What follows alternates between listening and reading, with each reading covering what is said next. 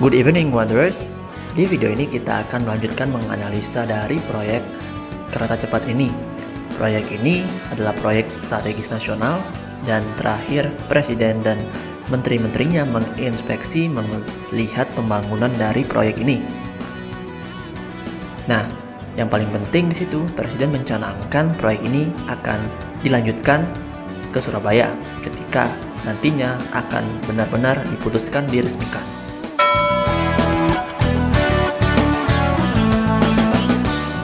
Melalui kepala negara, kepala pemerintah yaitu Presiden telah menginisiasikan melanjutkan proyek ini sampai ke Surabaya. Nah, ke Surabaya nantinya mau lewat utara atau lewat selatan. Dari berita terbaru melalui dari Ridwan Kamil sebagai Gubernur Jawa Barat, dia mengatakan bahwa proyek ini akan melewati Kertajati, Yogyakarta, Solo, sampai ke Surabaya. Jadi, proyek ini akan ke utara dulu, habis itu ke selatan. So, bagaimana? Sobat Maju, apakah kalian setuju dengan rute-rute kota tersebut?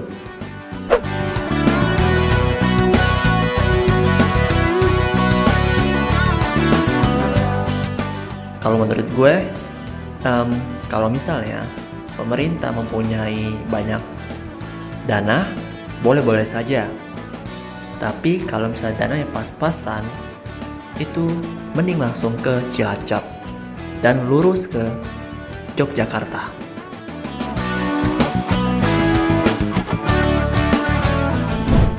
Kenapa harus ke Cilacap dan tidak ke Kertajati? Karena Kertajati ini dia akan belok ke utara, habis itu dia akan ke selatan lagi. Dan itu memakan cost lebih banyak dari ke Cilacap. Karena jalurnya akan lebih sedikit, lebih panjang. Kita asumsikan misalnya dari Jakarta ke Surabaya itu jaraknya 700 sampai 800 km. Dan telah selesai dari Jakarta Bandung itu 142 km. Kita asumsikan 750 ya, kita ambil tengahnya. Jadi kira-kira yang perlu dibangun itu 658 km. Kemungkinan dana juga akan sangat banyak. Kita tahu dana untuk KCJB ini memakan 5,5 billion US dollar.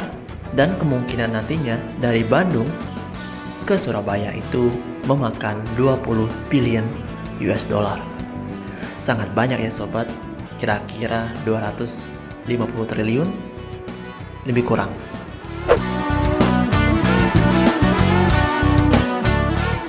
Dan kita asumsikan itu sebagai 250 triliun ya. Nah, ketika dia melewati Cilacap itu bisa berkurang menjadi 230 triliun atau enggak 210 triliun.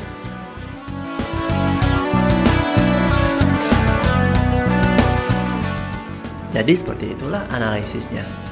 Bagaimana kalian, setuju yang Ridwan Kamil atau setuju yang di Cilacap?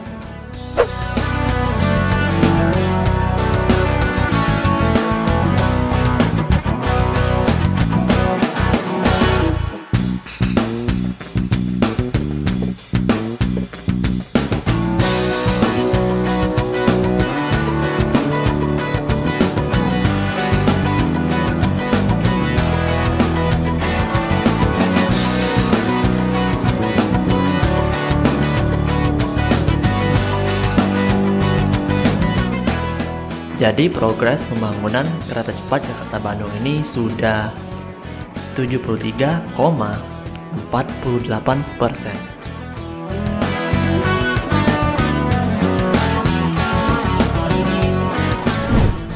Dan akan diuji coba akhir tahun depan, kira-kira November, Desember, dan beroperasi juga di akhir tahun depan juga.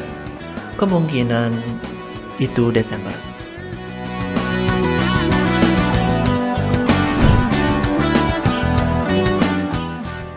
Semoga proyek ini bisa cepat selesai dan bisa cepat dilanjut ke Surabaya.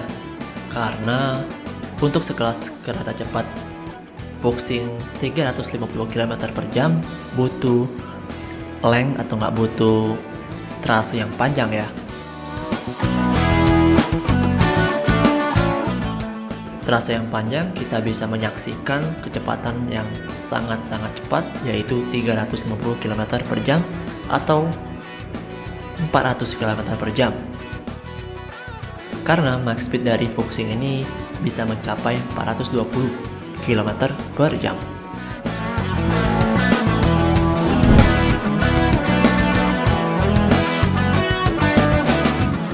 Kalau misalnya Indonesia udah resmi groundbreaking kereta cepat ke Surabaya, kita bisa bangga karena kita bisa mempunyai kecepatan yaitu yang tinggi 350 km per jam dan mempunyai kereta cepat yang panjang juga, lebih kurang 800 km atau enggak 700.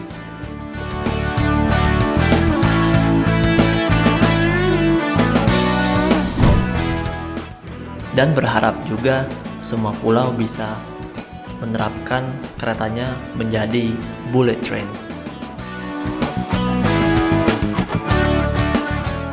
Oke Sobat Maju, jadi seperti itulah daerah-daerah kota-kota yang akan dilewati kereta cepat ke Surabaya nantinya. Dan ini masih direncanakan, belum resmi ya, karena saya dapat ini dari Ridwan Kamil